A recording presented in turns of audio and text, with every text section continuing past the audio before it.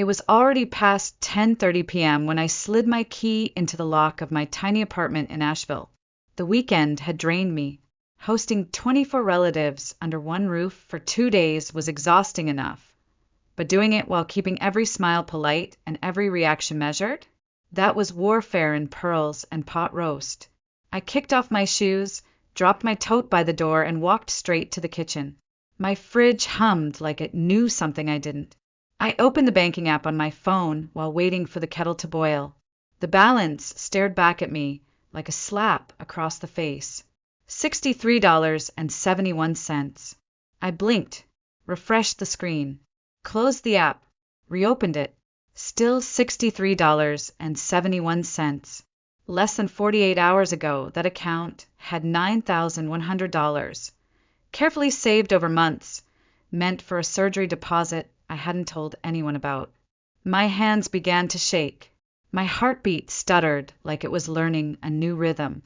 I sank onto the kitchen stool and dialed the bank, fumbling through security questions with a dry mouth.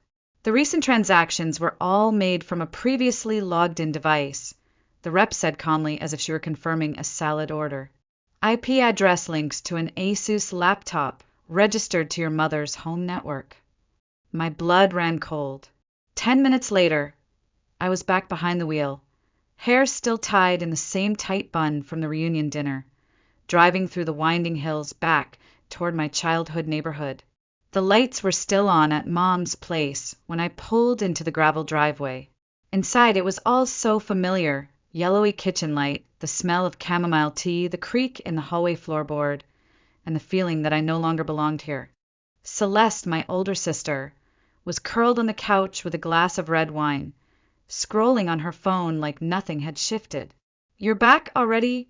she said, not even looking up. "I checked my account," I said, voice sharp, brittle, almost foreign even to me. Bradley walked out of the kitchen, holding a soda can, leaning against the fridge like it was the most natural pose in the world. "Relax, Tessa. We needed that money more than you did." I froze. My mouth opened, but nothing came out. The air thickened, the room spun slightly, and I felt like my ribs had collapsed inward. Celeste just shrugged. "Don't be so dramatic. You've got a good job. No mortgage. No kids. You'll bounce back." I turned toward the corner of the room, where Mom was knitting like a woman in a nursing home commercial. "Did you know?" I asked, barely a whisper. She didn't even pause her stitching. "Tessa, sweetheart, you've always had more than the rest. What's wrong with helping out?" I looked at Dad, hunched in his recliner, phone glowing inches from his face. He didn't meet my eyes. "Don't turn this into a scene," he muttered. "It's family business." A sour taste filled my mouth. "How did you even get into my account?" Celeste flipped her hair. "You used Mom's computer and didn't log out. That's on you." Bradley laughed under his breath. "It's not like we bought a boat. Just rent, groceries, real life stuff." I scanned their faces. No apology, no regret, just a quiet, entitled dismissal that said we had a right. I stood completely still, my fingers curled into fists. The tea kettle behind me screamed like it understood. Finally, I grabbed my keys from the table, turned toward the door, then paused. "If you think I'm just going to let this go," I said softly, "wait and see." Celeste giggled like I'd made a joke, but she didn't laugh long. The rain started just as I pulled into the empty parking lot of Riverside Grove. It was almost midnight, but I didn't want to go home. Not yet. I needed air, space, something that didn't smell like betrayal and cheap wine. I sat in the car for a while, watching the rain bead on the windshield, each drop echoing the weight in my chest. I opened the banking app again. $63.71. Still there. Still mocking. Still cold. I couldn't say I was entirely surprised. I had just hoped, naively, stupidly, that it wouldn't come to this. A few months ago, I'd turned 52. No celebration. Just a card from the office and an awkward hug from a coworker I barely liked. That night, Celeste called. "Riley's tuition is late again. Can you help? Just this once." I helped. It was never just once. 4 years ago, when Bradley lost his job at the tire shop, I covered their rent for 3 months. "We'll pay you back by spring," he'd said. Spring came and went. So did the money. 6 years before that, when Mom needed dental surgery, I canceled my trip to Oregon and paid up front. She never asked how that felt, only smiled and said, "You're such a good daughter." They called it love. But love doesn't come with a transaction history. In the dim light of my dashboard, I opened my notes app, scrolling through a folder I'd titled Family Stuff. It wasn't neatly organized, just fragments, screenshots, payment confirmations, loan reminders. Every time they needed me, I logged it, not because I was tracking them, but because part of me needed proof that I wasn't imagining it all. The earliest entry? March 3rd, 2010, $92.50, Celeste's phone bill. She'd lost her job that week. I'd just started a new one. She said I was lucky. I agreed. That word followed me for decades. Lucky. Lucky to be healthy. Lucky to live alone. Lucky to have a decent salary. Lucky enough to pay for everything without complaint. It wasn't love. It was duty wrapped in guilt. And they wielded it well. 2 birthdays ago, I bought Riley a bicycle, $250, not including the helmet. When I hesitated, Mom said gently, "You know she looks up to you, right?" This would mean the world. I'd given up so many small joys to feed theirs. No one asked if I was okay skipping vacations, eating ramen for a month to pay for Mom's utility bill, or staying late at work to cover the extra hours I couldn't say no to. They never asked, and I never offered, because I thought that was what good daughters did. But tonight, as the sky wept and I stared at that pitiful $63.71, something broke. Not loudly, not violently, just quietly, like a thread snapping deep in the weave of my chest. I opened a new note, titled it "The Last Time." Then I began to write. Bradley, $900 rent, July 2020. Celeste, $300 for Riley's school trip, February 2022. Mom, $740 dental, August 2016. Groceries, repairs, late-night transfers. Not to ask for it back, not to send it to them, but so I'd never forget, so I'd never allow it again. By Monday morning, I had barely slept. The rain had eased, but the tension inside me hadn't. It clung to my skin like a fever. At 8:10 a.m. sharp, I called the bank again. This time, I asked for a complete transaction report covering the last 10 days. The rep on the other end was polite, efficient, and completely unaware of how personal this was. By noon, I had the file, 17 pages long. I printed every single sheet at the FedEx Center downtown, stapled them together into a fat stack, and bought a red pen. Then I sat at my kitchen table, highlighter in hand, and got to work. Page 4. A withdrawal of $2,874.12 from an IP address traced to my mother's router. Page 6. $350 at Greenleaf Pharmacy, listed under a loyalty account tied to Celeste. Page 9. $119.99 for a child's gaming headset. Riley didn't even need another one. I circled each charge slowly, carefully, like building a map of betrayal. By the time the sun dipped behind the mountains, I had marked over $4,600 in red ink. Tuesday evening, I called Mom and said I'd stop by for roast night. She sounded pleased. That detail cut deeper than I expected. The house smelled like rosemary and familiarity. Celeste was already there, sitting at the head of the table like she owned it. Bradley poured lemonade with the casual arrogance of a man who thought he'd gotten away with it. I didn't waste time. I placed the file on the table, gently like laying down a trap. I reviewed every charge, I said. This account wasn't just accessed. It was systematically drained from this address. No one moved. Mom stirred her salad. Dad rustled his newspaper. Celeste looked at the ceiling like she was searching for divine intervention. "You used Mom's computer," she said finally. It's not like we hacked anything. You left it open. I stared at her. So you admit it? She shrugged. It's not the first time you've helped us. I didn't agree to help you this time. Bradley's soda can hissed as he opened it. You're always so dramatic, Tess. This isn't stealing. It's helping family survive. No, I said, my voice low, steady, final. Helping is when someone asks and the other agrees. This was calculated theft. You waited. You watched. Then you took. Mom looked up at last, her voice soft like lace. Tessa, you live alone. You don't have debts. You don't have a child to raise. Celeste is doing her best. Doing her best doesn't include raiding someone else's account. Dad folded his newspaper. Don't be so harsh. You've always been the strongest one in the family. You know no one else could handle pressure like you do. Don't confuse endurance with consent, I said. Silence. Then, Celeste slammed her fork down. We didn't go shopping with it, okay? It was rent.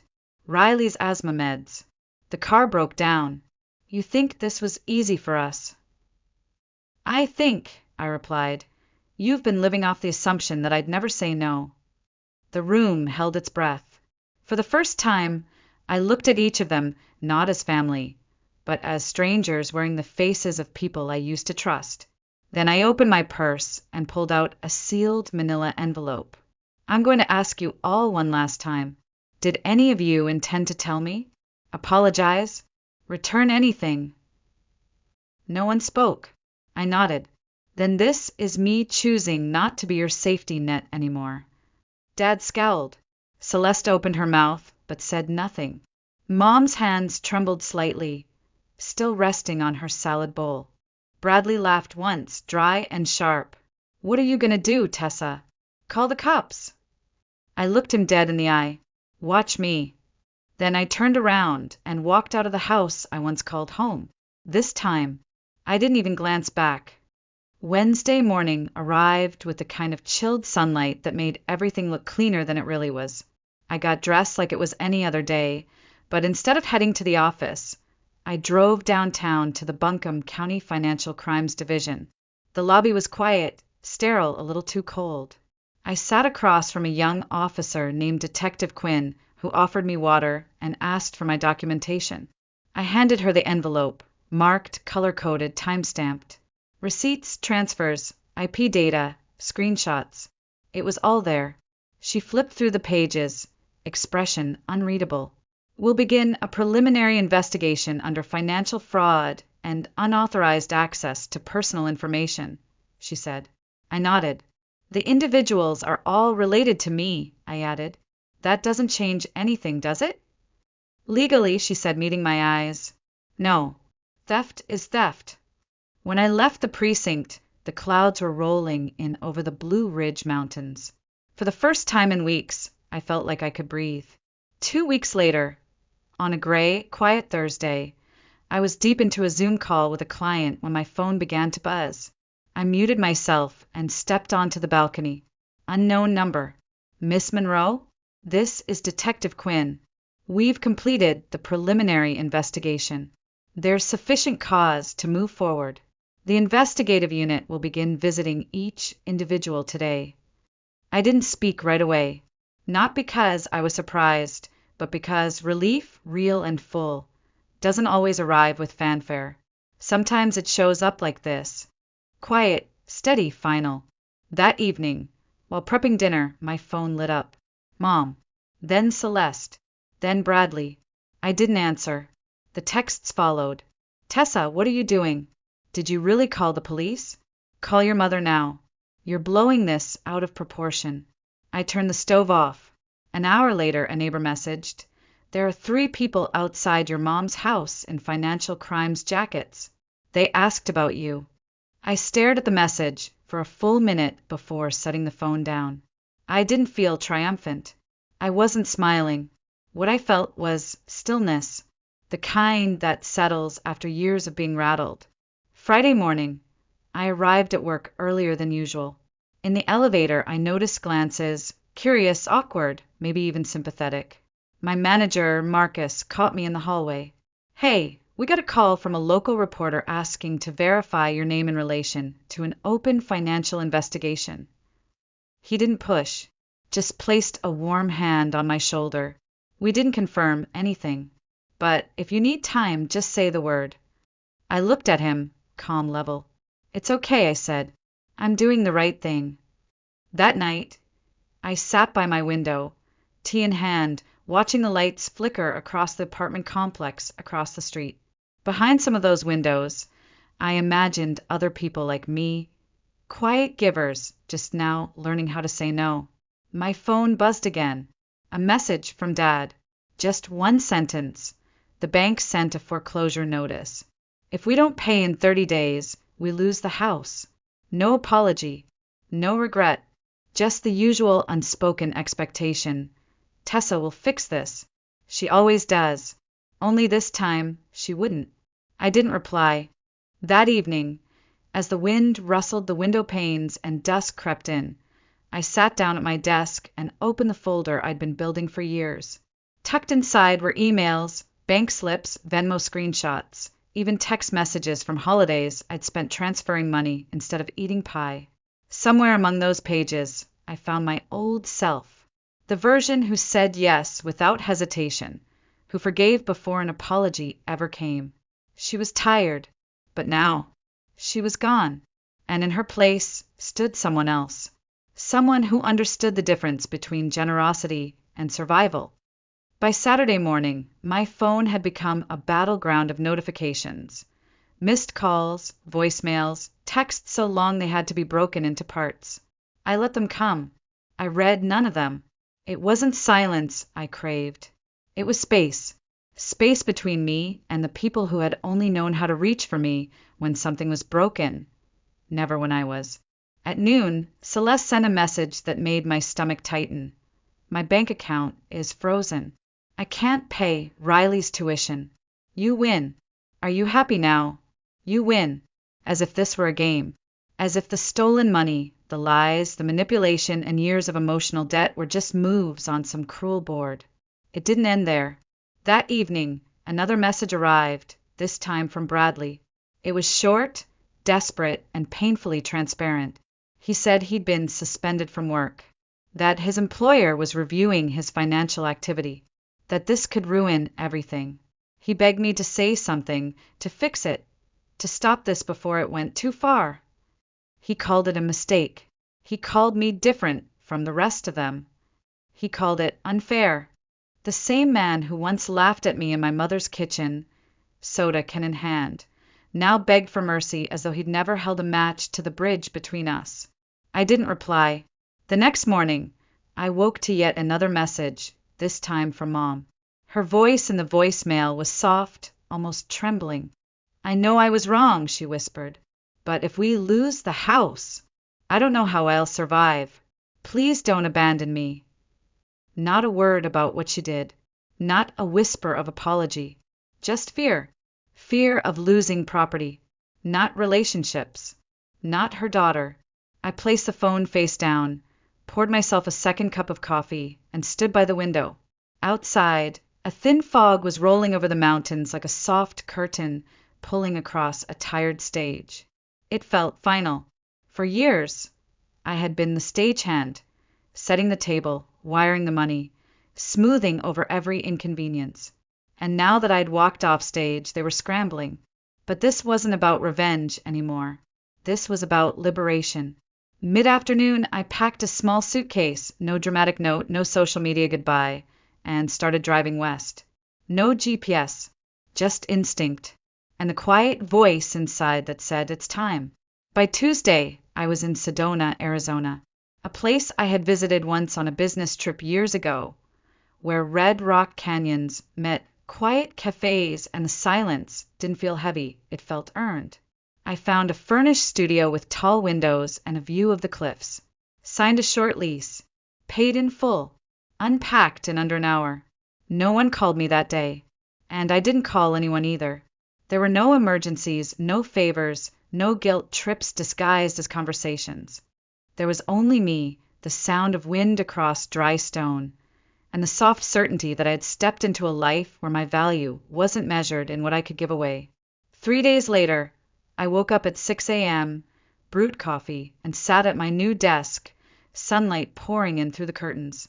I opened my laptop, took a deep breath, and began typing a long, detailed strategy report for work. No distractions, no bank alerts, no one asking for just a little help. Just focus, just peace, just Tessa. 2 weeks after settling in Sedona, something strange began to happen. I started sleeping, not the kind of sleep you collapse into after exhaustion, but real rest, the kind where you wake up and don't feel like 1,000 invisible hands are already pulling at your time, your money, your mind. I cleaned the studio slowly, deliberately, one drawer at a time. I bought fresh tulips every Sunday from the tiny market 2 blocks down. I filled vases with them, not because anyone would see, but because I wanted to look at something alive that didn't ask anything of me. And then came the call from Julian. He was my regional director, based out of San Francisco, and we hadn't spoken directly in nearly a year. But that morning, as I sat cross-legged on the balcony in a knit sweater I'd forgotten I owned, my phone rang. "Tessa," he said warmly, "I've been reviewing your recent work. That strategy deck you submitted last week, it's brilliant. Honestly, it's some of the cleanest, most focused thinking we've seen. Have you ever considered stepping into a senior coordinator role? We're restructuring for the West Coast, and I'd like to put your name at the top." There was a time I would have hesitated, would have thought of Mom or Riley or whether I could take on more while still being the emergency fund for everyone else. But that version of me no longer answered the phone. So I said calmly, "Yes, I'm ready." Julian chuckled. "Didn't expect you to hesitate. I'll have HR call you this week. Congratulations, Tessa." When the call ended, I didn't cry. I didn't cheer. I just smiled. A quiet kind of smile that came from knowing I had finally made a choice with no strings attached. That afternoon, I walked through the canyon trail just behind the apartment complex. The red rocks glowed like embers under the late sun, and for the first time in years, my mind wasn't racing. No grocery lists, no side calculations, no memory of a drained bank account, just breath. The next morning, I returned to a coffee shop I had only visited once before, 5 years ago, on a quick trip through Arizona. I remembered the jazz they played, the honey lavender scones, the old man who sat by the window sketching mountains on yellow paper. Nothing had changed. Even the barista looked vaguely familiar. "You've been here before, haven't you?" she asked, handing me a cappuccino. I nodded. "A long time ago. Just passing through." "Glad you came back," she said. "This place, it keeps the quiet ones." I sat at the same corner table by the window, sipped slowly, and opened the journal I had brought from Asheville. Inside, the pages still held the tally of what had been taken from me. But now I turned to a clean page. I didn't write much, just one line. "This time, everything I build will be mine." That evening, as I curled beneath a blanket with the windows open to the cooling desert air, I read through a few old messages from friends I'd lost touch with, people who had known the lighter versions of me before the giving became constant. Then came something I didn't expect. An email from someone named Melanie. "Hi, Tessa. You probably don't remember me. I'm a cousin on Celeste's husband's side. We only met twice at family gatherings. Once, you drove me home after a birthday party. I never forgot that. I was 16 and too shy to speak. But I remember you." She continued, "I heard what you did. I heard how you stood up and walked away. I've been in a similar place for years, giving, folding, saying yes until I forgot what I wanted. Your story changed something in me. It reminded me that kindness doesn't mean being consumed. Thank you for showing me it's okay to draw a line." I read her words 3 times, not because they surprised me, but because they felt like sunlight on a scar. Not healing it, not fixing it, but acknowledging it had always been there. I replied simply, "Thank you for saying that. And yes, it's okay to draw the line. In fact, it's necessary. Then I closed the laptop and looked out into the evening light. Somewhere between the red cliffs and the quiet sky, I could feel it, the life I was finally claiming. And for the first time in decades, I felt free. Autumn in Sedona comes quietly. The days shorten just enough for the mornings to feel crisp, for the leaves to dry at the edges and curl like old letters. On a Sunday afternoon, I strolled through the village market, sipping hot cider, wrapped in a wool shawl I hadn't worn since my early 30s. A woman passed by with her daughter, maybe 5 years old, riding a bright pink scooter. "Slow down, sweetheart," she called out, laughing. I paused for a moment. There was something in that moment, a mother's voice, a child's laugh, the wind catching the hem of my scarf, that felt like a painting I could finally walk into. I used to think I had to do everything to be enough for my family. I used to think that love meant sacrifice, meant paying the bill, meant skipping the vacation, meant sitting in silence when I wanted to scream. But now I knew something truer. Love doesn't demand self-erasure. Real family doesn't measure you by your usefulness. A few days later, I hung an abstract painting in my apartment. It didn't match anything. It was bold, chaotic, full of color, exactly what I'd always been taught to avoid. But I loved it, and that was enough. My days settled into a rhythm that belonged only to me. Morning yoga at the community center. Weekly Zoom calls with my team back at work. A pottery class every Saturday where no one knew my last name or what I had walked away from. I planted a tiny herb garden on the balcony. Basil, thyme, lavender. They grew slow and stubborn, like healing.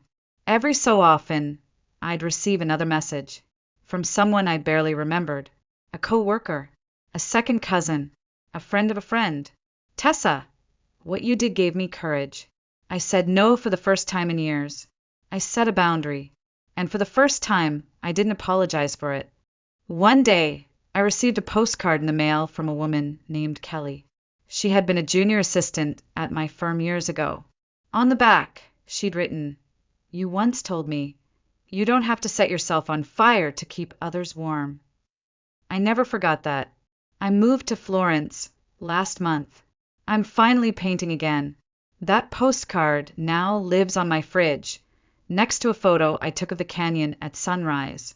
2 reminders: the light can return, and sometimes the things we lose, family, tradition, approval, make space for the things we never dared imagine.